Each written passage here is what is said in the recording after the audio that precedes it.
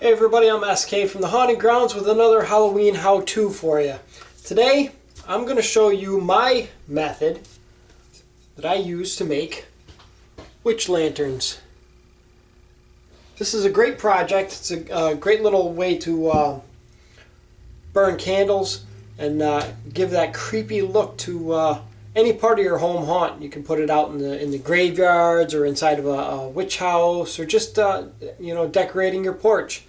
And you can do it pretty inexpensively. Now you do need a couple of things. You need some Elmer's glue. You'll need a jar, and I'm using just a regular pickle jar. You'll need some jute twine, which I picked up right at Walmart.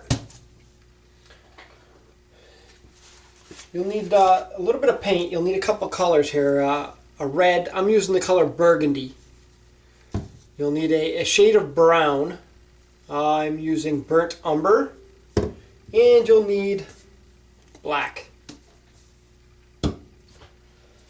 And finally, you'll need some freaky fabric. Now, you can get this at several places. There's a few different names for it.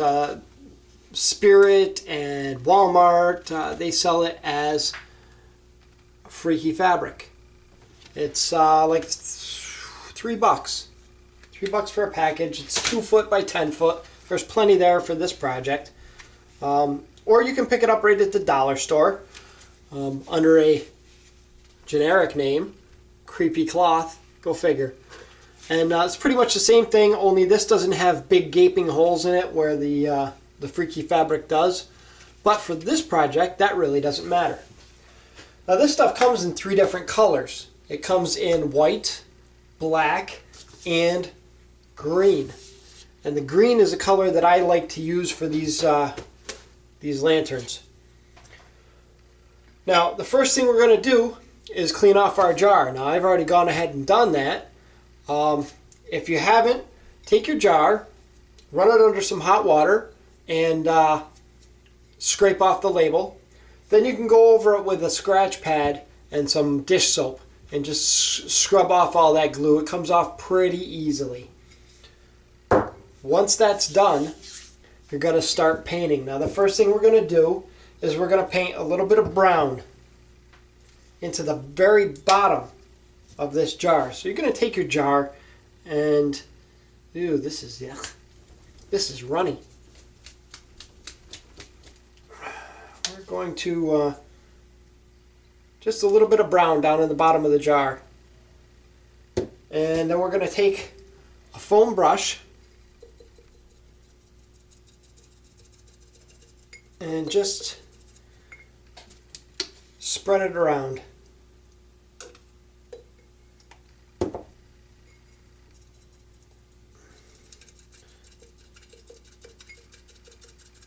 You don't want to get it up onto the sides just a little bit, and spread it across the bottom.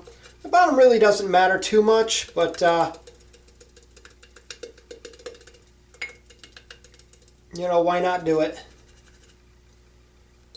So when you're done, your jar looks like that, dirty on the bottom. The next step is to take some red. Again, I'm using burgundy, and we're just going to take some of this and we're going to dribble that right down onto our brush.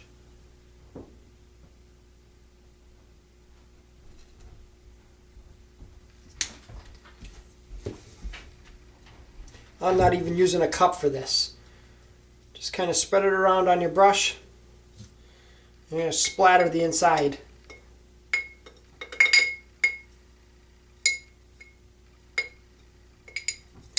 Now, some people say, oh, it's supposed to be blood. Some people say it's supposed to be, supposed to look like whatever. I don't know. But I like the red simply because it adds more of a red glow from the candles once this is all done and you're looking at it in the dark.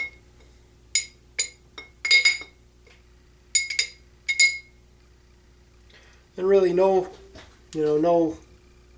rhyme or reason to the way you splat that around in there.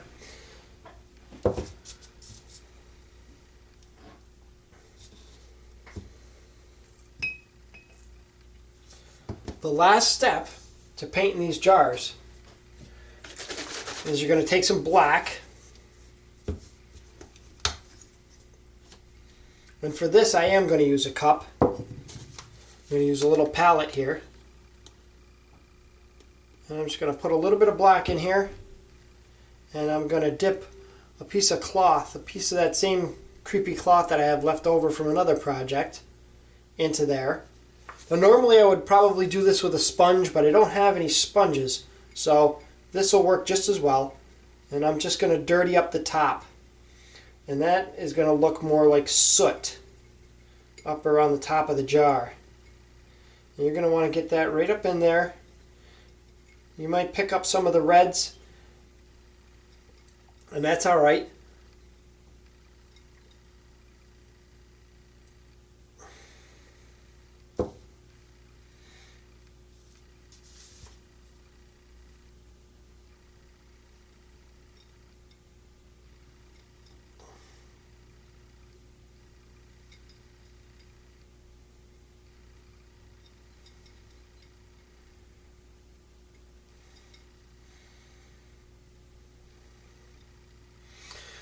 And when you're done, you should have just a little bit up of black up around the top.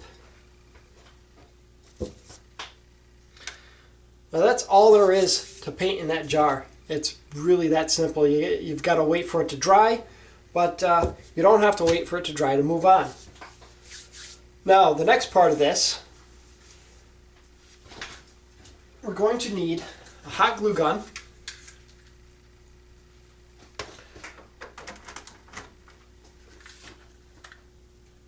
We'll let that warm up. And you're going to need the jute twine. Okay, our hot glue gun is heated up, and what we're going to do here is we're just going to take this jute twine and we're going to glue a small bit of that right here to the edge of this jar.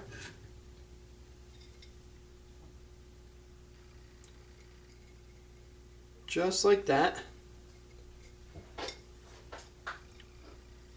Okay, and then once that's dry, which won't take very long, once that cools off, we're just going to take and we're going to wrap the top of the jar with the jute.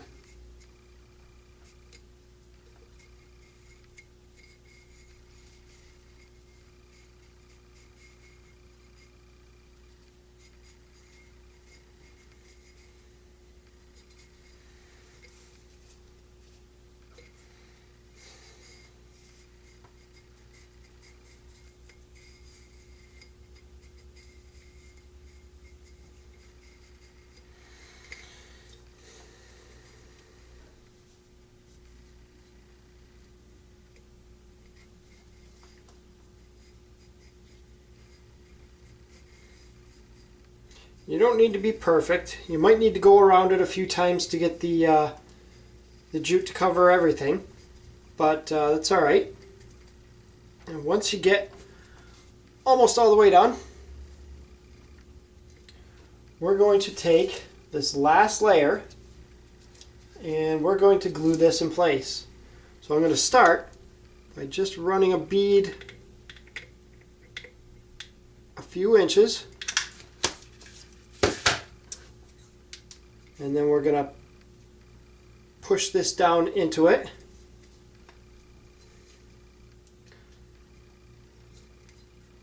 And then we'll go a little bit further, and I just do a little bit at a time, just so that we get a nice edge all the way around here, so that this jute doesn't come off of here later on.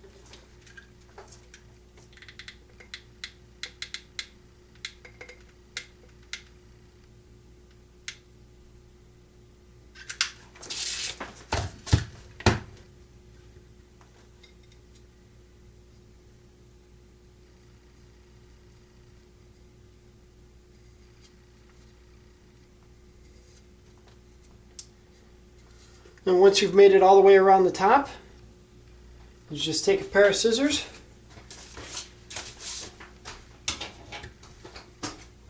and snip that last edge off there. And there you have that.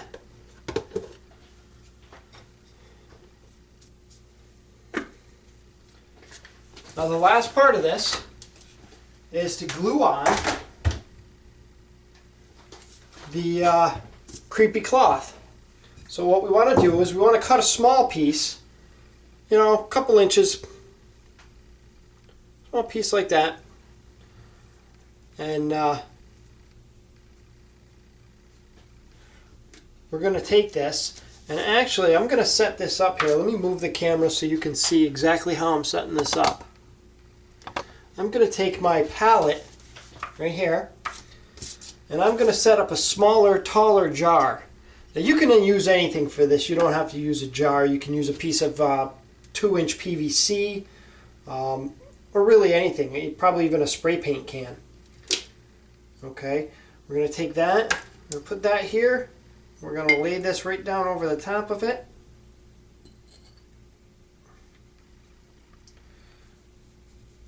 And then we're going to apply the creepy cloth.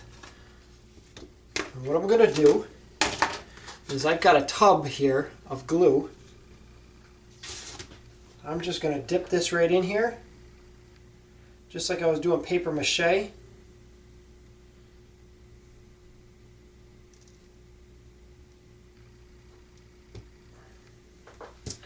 going to soak this right into that glue.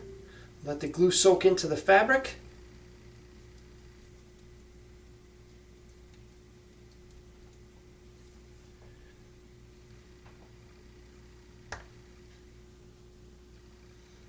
I'm going to pull this right back out.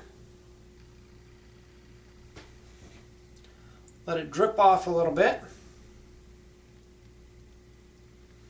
And then we're just going to lay this right over that. Now you can move this around however you like. If you've got excess, you can take and cut that off. And this will drip down into that palette, and once the glue dries, the palette, it'll just pop right off of there. So I'm going to take my scissors and I'm going to cut off this big piece right here because it's still dry. And we're just going to move this around and spread it out. Whatever looks good.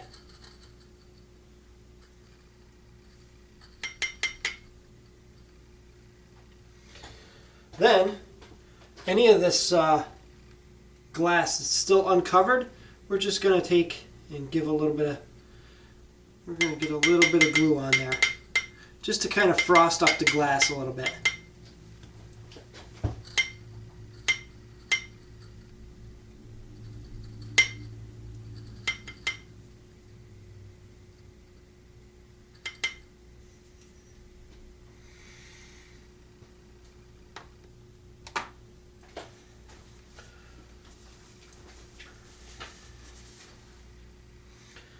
And that's all there is to it.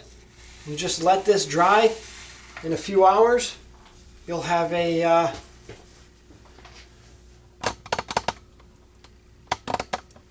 you'll have yourself a witch lantern jar. Now, you can see on this one I've got a handle on it, and the reason I didn't do the handle on this one here is I've got like 4 or 5 of these with handles, and I don't really have a use for the handle. I don't have anywhere I can hang them. But if you wanted to hang these, say from a tree or something, and put in the LED votives, you can do that. And what you do is you take some of this wire with the whatever the hell it is wrapped around it, and just make a handle, and then bend the edges over like that, and hot glue this in place before you go through and put these wrappings on here. So basically, this is hot glued down here, and these wrappings go over the top of it. So now we just sit here and wait for that to dry.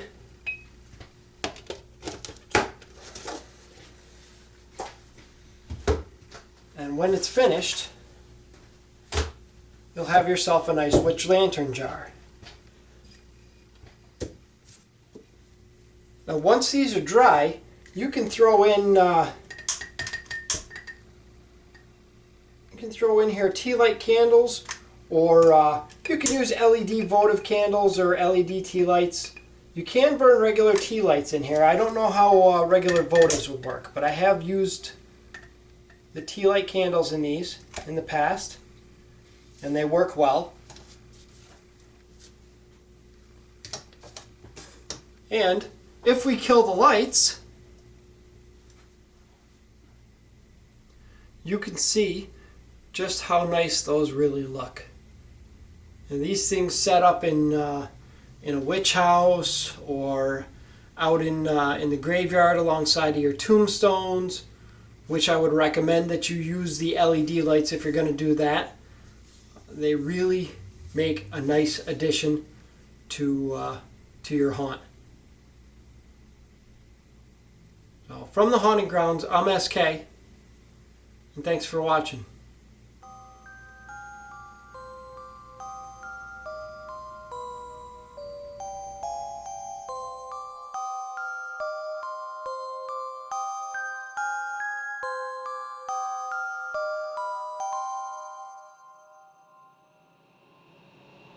Pleasant dreams.